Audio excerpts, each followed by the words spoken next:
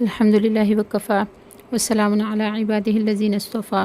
اما بعد فاعوذ باللہ من الشیطان الرجیم بسم اللہ الرحمن الرحیم۔ ہمارا آج کا سبق سورہ آل عمران کی دوسری رکوع کے بارے میں ہے۔ یہاں پر اللہ رب العزت ارشاد فرماتے ہیں ان الذین، بے شک وہ لوگ کفر جو کافر ہیں، لن تغنیا ہرگز کام نہیں آئیں گے عنہم ان کو اموالہم ان کا مال، ولا اولادہم اور نہ ہی اور ان کی اولاد، من اللہ شیئا اللہ سے کچھ بھی۔ یعنی اللہ رب العزت یہاں پر ارشاد فرماتے ہیں کہ اہل کفر اپنے مالوں پر اور اولاد پر بہت فخر کرتے ہیں اور یہ گمان رکھتے ہیں کہ یہ چیزیں ہمارے لیے بہت فائدہ مند ہے، دنیا میں کچھ نہ کچھ فائدہ تو پہنچ ہی جاتا ہے،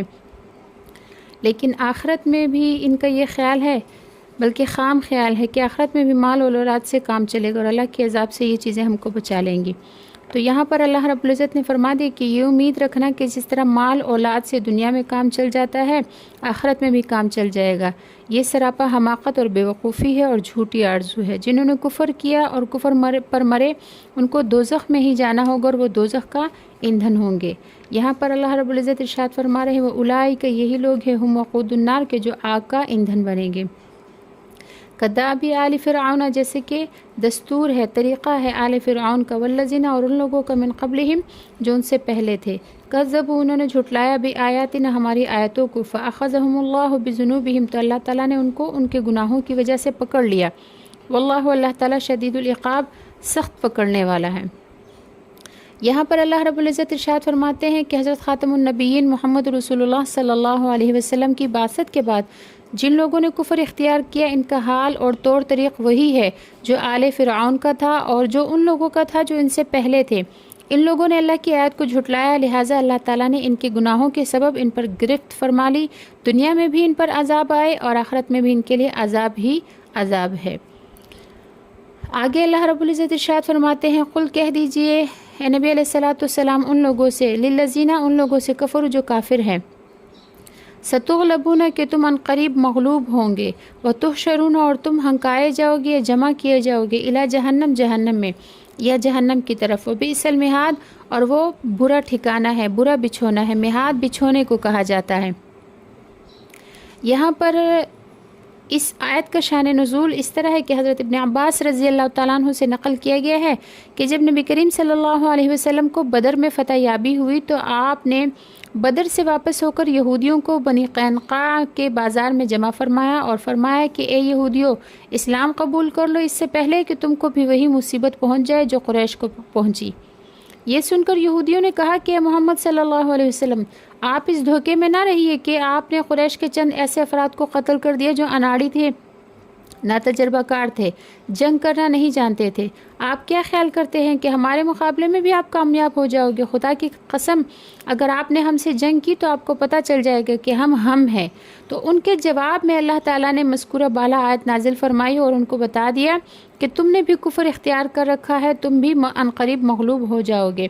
دنیا میں مغلوب اور مقتول ہوں گے اور آخرت میں دوزخ میں جمع کر دیے جاؤ گے، اور دوزخ جو ہے وہ بہت برا بچھونا ہے، وہاں کی جو آگ ہے اسی پر پڑے رہو گے اور جلتے رہو گے۔ پھر آگے اللہ رب العزت جنگ بدر کے بارے میں فرماتے ہیں قد کان لکم، یقیناً تھی تمہارے لیے آیت النشانی، فی فئتین دو جماعتوں میں، تقاطع جو دو جماعتیں آپس میں لڑی، فئتن ایک جماعت تقاتلو وہ قتال کر رہی تھی، فی سبیل اللہ اللہ کے راستے میں یعنی مسلمانوں کی جماعت، وأخری کافرتن اور دوسری جماعت جو تھی وہ کافر تھی یعنی قریش کی جماعت، یرونہم وہ ان کو دیکھتے تھے، مثلیہم اپنے برابر، رأی العین کھلی آنکھوں سے۔ یہ جو واقعہ ہے یہ اللہ رب العزت نے مسلمانوں کی تائید میں اس طرح کیا کہ مسلمان چونکہ تھوڑے تھے، 313 تھے، اور کافر جو ہے وہ ان کے 3 گنا زیادہ تعداد میں تھے، تو اللہ تعالیٰ نے یہاں پر یہ اس طرح سے مسلمانوں کی مدد فرمائی کہ کافر جب مسلمانوں کو دیکھتے تھے تو ان کو اس طرح لگتا تھا کہ مسلمان ہمارے جتنے ہی زیادہ ہیں، تاکہ وہ ان پر ایک مسلمانوں کا رعب پڑ جائے۔ تو یہاں پر اللہ رب العزت ارشاد فرماتے ہیں واللہ اللہ تعالیٰ یؤید تائید فرماتا ہے، بنصرہ اپنی مدد کے ساتھ، من یشاء جس کی چاہے، ان فی ذلک بے شک اس بات میں لعبرۃ عبرت ہے، لأولی الابصار عقل مندوں کے لیے یا دیکھنے والوں کے لیے۔ واقعہ کچھ اس طرح تھا کہ بدر میں 2 جماعتیں مقابل ہوئی، ایک جماعت مسلمانوں کی تھی جو اللہ کی راہ میں جنگ کر رہے تھے اور دوسری جماعت کافروں کی تھی۔ یہ قریش مکہ تھے۔ مسلمان تعداد میں تھوڑے سے تھے، ان کی تعداد 313 تھی، جن میں 77 مہاجرین اور 236 انصاری تھے۔ ان کے پاس 70 اونٹ تھے، ہر 3 آدمیوں کو 1 اونٹ دیا گیا تھا، جو اترتے چڑھتے تھے، نمبر وار سفر کرتے تھے۔ 2 گھوڑے تھے اور 6 زرہ تھی اور 8 تلواریں تھیں۔ مشرکین مکہ کی تعداد مسلمانوں سے 3 گنا تھی، ان میں 900 لڑنے والے تھے اور عورتیں ان کے علاوہ تھیں۔ یہ لوگ بڑے تم تراق سے گاتے بجاتے ہوئے کھانے پینے کا بہت زیادہ سامان لے کر بدر پہنچے۔ ان کے ساتھ 700 اونٹ اور 100 گھوڑے تھے۔ جب جہاد ہوا تو مشرکین مکہ میں سے 70 آدمی مقتول ہوئے اور 70 افراد کو قید کر کے مدینہ منورہ لایا گیا، اور مسلمانوں میں سے 6 مہاجرین اور 8 انصاری شہید ہوئے۔ اللہ تعالیٰ نے مسلمانوں کی کئی طرح مدد فرمائی، اور مدد کی ایک صورت مسلمانوں کی یہ ہوئی کہ مشرکین مکہ مسلمانوں کو اپنے سے دگنا دیکھ رہے تھے، سے بھی کم دکھائے تاکہ مسلمانوں کا حوصلہ سلامت رہے اور مسلمان جو ہے ان کو اپنی فتح یابی کا اطمینان رہے۔ پھر آگے اللہ رب العزت ارشاد فرماتے ہیں، زُیِّنَ لِلنَّاسِ سجائی گئی ہے لوگوں کے لیے، حب الشہواتی محبت شہوت کی، من النساء عورتوں سے، والبنینا اور بیٹوں سے، والقناطیر المقنطرتی اور بھرے ہوئے خزانوں سے۔ قناطیر جو ہے یہ قنطار کی جمع ہے، عربی میں قنطار مال کثیر کو کہتے ہیں۔ پھر اس کو مقنطرہ سے موصوف فرما دیا، اس کا معنی یہ ہوا کہ خوب زیادہ مال، یعنی بھرے ہوئے خزانے یا نوٹوں کی گڈیاں۔ من الذہبی جو بھرے ہوئے ہوں خزانے، من الذہبی سونے سے، والفضتی اور چاندی سے، والخیل المسومتی اور نشان زدہ گھوڑے، والانعام اور جانور، والحرث اور کھیتیاں، ذالک متاع الحیات الدنیا یہ دنیا کی زندگی کا سامان ہے، واللہ عندہ اللہ کے ہاں جو ہے حسن المآب وہ اچھا ٹھکانہ ہے۔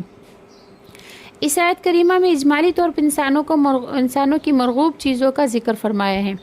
یہ چیزیں چونکہ انسان کو مرغوب اور محبوب ہے، اور ایمان قبول کرنے کی صورت میں بظاہر ان چیزوں کا ضائع ہونا نظر آتا ہے، اس لیے عموماً اہل کفر ایمان قبول نہیں کرتے۔ یہودیوں کے سامنے بھی یہی چیزیں تھیں جو ایمان سے مانے تھی۔ یہ انسان کی بیوقوفی ہے کہ وہ سمجھتا ہے کہ اللہ کے دین پر چلوں گا تو نعمتیں چھن جائیں گی، حالانکہ ایمان کی وجہ سے نعمتیں زیادہ ملتی ہے۔ یہ بات اور ہے کہ کچھ دن کے لیے بطور امتحان کچھ تکلیف۔ قل آپ کہہ دیجئے نبی علیہ الصلوۃ والسلام، اُنبئکم کیا میں تم کو خبر نہ دوں، بخیر من ذالکم اس سے بہتر چیز کی، للذین ان لوگوں کے لیے، اتقوا جو ڈرتے ہیں، عند ربہم اپنے رب کے ہاں، ان کے رب کے ہاں ان کے لیے، جنات باغات ہے، تجری جاری ہے، من تحتها الانہار اس کے نیچے سے نہریں، خالدین فیہا ہمیشہ وہ اس میں رہیں گے، وازواج مطہرۃ اور ان کے لیے پاک پاکیزہ بیویاں ہیں، ورضوان من اللہ اور اللہ کی طرف سے رضامندی ہوگی، واللہ بصیر بالعباد اور اللہ تعالیٰ اپنے بندوں کو دیکھنے والا ہے۔ لوگوں کی دنیاوی مرغوبات ذکر فرمانے کے بعد اس آیت میں آخرت کی نعمتوں کو ذکر فرمایا اور بتا دیا کہ ان دنیاوی چیزوں سے بہتر وہ چیزیں ہیں جو آخرت میں نصیب ہوں گی، لیکن وہ ہر شخص کو نہیں ملیں گی، وہ اہل تقوی کو نصیب ہوں گی۔ سب سے بڑا تقوی تو یہ ہے کہ انسان کفر اور شرک سے بچے اور ایمان قبول کرے۔ ایمان کے بغیر کوئی عمل صالح معتبر نہیں۔ اور اس کے بعد تقوی کے درجات ہے، کبیرہ گناہوں سے بچنا یہ بھی تقوی ہے، اور مشتبہات سے بچنا بھی تقوی ہے۔ متقی بندوں سے اللہ تعالیٰ کا وعدہ ہے کہ ان کے رب کے پاس انہیں ایسے باغ ملیں گے جن کے نیچے نہریں جاری ہوں گی، اور مزید یہ ہوگا کہ وہ ان میں ہمیشہ رہیں گے، اور پاکیزہ بیویاں بھی ملیں گی۔ اور اس سے بڑھ کر یہ ہے کہ اللہ تعالیٰ نے ہمیشہ کے لیے ان سب سے اپنی رضامندی کا اعلان فرما دیا ہے۔ در حقیقت اللہ تعالیٰ کی رضا ہر نعمت سے بڑھ کر ہے، اور ہر چیز سے بڑھ کر ہے، اور سب سے بڑی چیز اور سب سے بڑی نعمت ہی اللہ تعالیٰ کی رضا ہے۔ نبی کریم صلی اللہ علیہ وسلم نے ارشاد فرمایا کہ بلا شبہ اللہ تعالیٰ جنت والوں سے فرمائیں گے کہ اے جنت والو، وہ عرض کریں گے کہ ہمارے رب ہم حاضر ہیں۔ اللہ تعالیٰ فرمائیں گے کیا تم راضی ہو؟ وہ عرض کریں گے کہ ہمارے پروردگار ہم کیسے راضی نہ ہوں، آپ نے ہمیں وہ کچھ عطا فرمایا جو اپنی مخلوق میں سے کسی کو نہیں دیا۔ اللہ تعالیٰ فرمائیں گے کیا میں تم کو اس سے افضل چیز عطا کر دوں؟ تو جنتی عرض کریں گے کہ پروردگار اس سے افضل چیز اور کیا ہو سکتی ہے، ہمیں جنت مل گئی، یہی سب سے افضل ہے۔ اللہ تعالیٰ کا ارشاد ہوگا کہ میں تم پر اپنی رضامندی نازل کرتا ہوں، اب اس کے بعد کبھی بھی تم سے ناراض نہ ہوں گا۔ تو اہل تقوی کو ان کے رب کے پاس جو نعمتیں ملیں گی، جن میں سب سے بڑی نعمت اللہ کی رضا ہے، تو یہاں پر اس کا ذکر فرمایا ہے۔ پھر اللہ رب العزت ارشاد فرماتے ہیں کہ اہل تقوی کون ہے؟ اہل تقوی وہ لوگ ہیں الذین، وہ لوگ یقولون، جو کہتے ہیں ربنا، اے ہمارے رب، اننا آمنا، بے شک ہم ایمان لائے، فاغفر لنا ذنوبنا، پس ہم معاف کر دیجئے ہمارے گناہوں کو، وقنا عذاب النار، اور ہم کو بچائیے آگ کے۔ الذین، یہ وہ لوگ ہیں جو صبر کرنے والے ہیں، الصابرین، یہ وہ لوگ ہیں جو صبر کرنے والے ہیں، والصادقین، اور سچے ہیں، والقانتین، اور تابع دار ہے، فرمانبردار ہے، حکم ماننے والے ہیں، والمنفقین، اور اپنا مال اللہ کے راستے میں خرچ کرنے والے ہیں، والمستغفرین بالاسحار، اور یہ وہ لوگ ہیں جو سحری کے وقت میں اللہ تعالیٰ سے مغفرت مانگنے کہ مستغفرین بالاسحار یعنی پچھلی راتوں میں سحری کے وقت میں گناہوں کی مغفرت طلب کرنے والے ہیں۔ یہ بھی اہل تقوی کی خاص صفت ہے۔ حضرت ابو امامہ رضی اللہ تعالیٰ عنہ سے روایت ہے کہ نبی کریم صلی اللہ علیہ وسلم نے ارشاد فرمایا کہ تم لوگ قیام اللیل یعنی تہجد کی نماز کو لازم پکڑ لو، کیونکہ تم سے پہلے جو صالحین تھے یہ ان کا طریقہ رہا ہے، اور یہ تمہارے رب کی نزدیکی کا سبب ہے، اور گناہوں کا کفارہ کرنے والی ہے، اور گناہوں سے روکنے والی ہے۔ نبی کریم صلی اللہ علیہ وسلم نے ایک اور جگہ ارشاد فرمایا کہ جب تہائی رات باقی رہ جاتی ہے تو اللہ تعالیٰ فرماتے ہیں کون ہے جو مجھ سے دعا کرے اور میں اس کی دعا قبول کروں، کون ہے جو مجھ سے سوال کرے اور میں اسے عطا کروں، کون ہے جو مجھ سے مغفرت طلب کرے اور میں اس کی مغفرت کر دوں۔ اسی طرح حضرت عمر بن عبید رضی اللہ تعالیٰ عنہ سے روایت ہے کہ نبی کریم صلی اللہ علیہ وسلم نے ارشاد فرمایا کہ بندہ اپنے رب سے سب سے زیادہ قریب آخری رات کے حصے میں ہوتا ہے، یعنی رات کے آخری حصے میں ہوتا ہے۔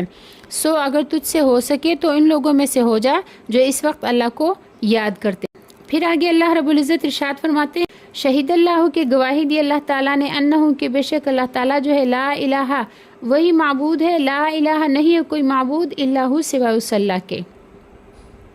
والملائکۃ اور فرشتوں نے بھی یہ گواہی دی، وہ اولو العلم اور علم والوں نے بھی، قائما بالقسط کہ وہ قائم ہے انصاف کے ساتھ، لا الہ نہیں ہے کوئی معبود الا مگر هو العزیز الحکیم، وہ اللہ جو ہے وہی زبردست حکمت والا۔ روح المعانی میں کلبی سے نقل کیا ہے کہ شام کے علماء یہود میں سے دو عالم مدینہ منورہ آئے، انہوں نے مدینہ کو دیکھا، ان میں سے ایک دوسرے سے کہنے لگا کہ یہ شہر تو ہو بہو وہی معلوم ہوتا ہے جس کے بارے میں ہم نے پڑھا ہے کہ نبی آخر الزمان صلی اللہ علیہ وسلم اس شہر میں قیام پذیر ہوں گے۔ جب نبی کریم صلی اللہ علیہ وسلم کی خدمت میں حاضر ہوئے تو آپ کو انہی صفات کے ساتھ پہچان لیا جو انہیں پہلے سے معلوم تھی۔ انہوں نے دریافت کیا کہ آپ محمد ہیں؟ نبی علیہ الصلوۃ والسلام نے فرمایا ہاں میں محمد ہوں۔ پھر سوال کیا کہ کیا آپ احمد ہیں؟ آپ علیہ الصلوۃ والسلام نے فرمایا ہاں میں احمد ہوں۔ کہنے لگے کہ ہم ایک شہادت کے بارے میں آپ سے دریافت کرتے ہیں، اگر آپ نے ہم کو بتا دیا تو ہم آپ پر ایمان لے آئیں گے اور آپ کی تصدیق کریں گے۔ نبی علیہ الصلوۃ والسلام نے فرمایا تم دونوں سوال کرو۔ کہنے لگے ہمیں یہ بتائیے کہ اللہ تعالیٰ کی کتاب میں سب سے بڑی شہادت کون سی ہے؟ تو اس پر اللہ رب العزت نے یہ آیت نازل فرمائی شہید اللہ انہ لا الہ الا ہو۔ یہ سن کر یعنی اس آیت کو سن کر ان دونوں نے اسلام قبول کر لی۔ آگے اللہ رب العزت ارشاد فرماتے ہیں ان الدین عند اللہ الاسلام کی بے شک دین اللہ کے نزدیک اسلام ہی معتبر ہے، ومختلف الذین اور نہیں اختلاف کیا ان لوگوں نے اوتوا الکتاب جن کو کتاب دی گئی، الا مگر من بعد اس کے بعد ما جاءہم العلم کہ جب آیا ان کے پاس علم، بغیم بینہم تو آپس میں سرکشی کی وجہ سے ضد کی وجہ سے انہوں نے اختلاف کیا، ومن یکفر بآیات اللہ اور جو کوئی انکار کرے اللہ کی آیتوں کا فإن اللہ سریع الحساب تو بے شک اللہ تعالیٰ جلد حساب لینے والا ہے۔ فإن حاجوک پس اگر وہ آپ سے جھگڑا کرے فقل تو آپ کہہ دیجیے اسلم تو کہ میں تابعدار ہوا وجہیہ اور میں نے فرمانبرداری میں لگا دیا اپنے آپ کو للہ اللہ کے، ومن اتبعن اور ان لوگوں نے بھی جنہوں نے میرا اتباع کیا، وقل اور کہہ دیجیے للذین ان لوگوں سے اوتوا الکتاب جن کو کتاب دی گئی، والامیین اور ان پڑھوں سے بھی اسلمتم کہ کیا تم فرمانبردار ہوتے ہو؟ فإن اسلموا پس اگر وہ فرمانبردار ہو جائے فقد اہتدوا تو وہ ہدایت پا لیں گے، وإن تولوا اور اگر انہوں نے منہ پھیر لیا فإنما علیک البلاغ تو نبی علیہ الصلوۃ والسلام آپ پر صرف پیغام کا پہنچا دینا ہے، واللہ اللہ تعالیٰ بصیر بالعباد دیکھنے والا ہے اپنے بندوں کو۔ یہاں پر اللہ رب العزت ارشاد فرماتے ہیں اللہ تعالیٰ کے نزدیک صرف دین اسلام ہی معتبر ہے، وہی ذریعہ نجات ہے۔ اگر کسی نے اللہ کو مانا لیکن اللہ کے دین کو نہ مانا جو اس کے نزدیک معتبر ہے تو وہ گمراہ ہے، آخرت میں بھی اس کی نجات نہ ہوگی۔ ان لوگوں سے کہہ دیجئے کہ یہ فإن اسلموا فقد اہتدوا کہ یہ اسلام قبول کر لیں، اگر اسلام قبول کر لیں گے تو ہدایت پا لیں گے، اور اگر انہوں نے آپ کی اس دعوت سے منہ موڑ لیا، اعراض کیا، روگردانی کی، تو آپ کو اس کا کوئی نقصان نہیں ہوگا، کیونکہ آپ کا کام صرف پہنچا دینا ہے۔ فَإِنَّمَا عَلَيْكَ الْبَلَاغُ، کیونکہ آپ کا کام صرف پہنچا دینا ہے، منوانا آپ کے ذمہ نہیں ہے، بلکہ اللہ تعالیٰ اپنے بندوں کو خوب دیکھنے والا ہے، وہ مسلم کو بھی جانتا ہے اور کافر کو بھی۔ لہٰذا آپ ان کو دین کی دعوت دیتے رہیے، باقی کام جو ہے وہ اللہ کے سپرد ہے۔ اللہ رب العزت ہمیں دین اسلام پر حق کے ساتھ قائم رہنے کی توفیق عطا فرمائے۔ وآخر دعوانا ان الحمد للہ رب العالمین۔ السلام علیکم ورحمۃ اللہ وبرکاتہ۔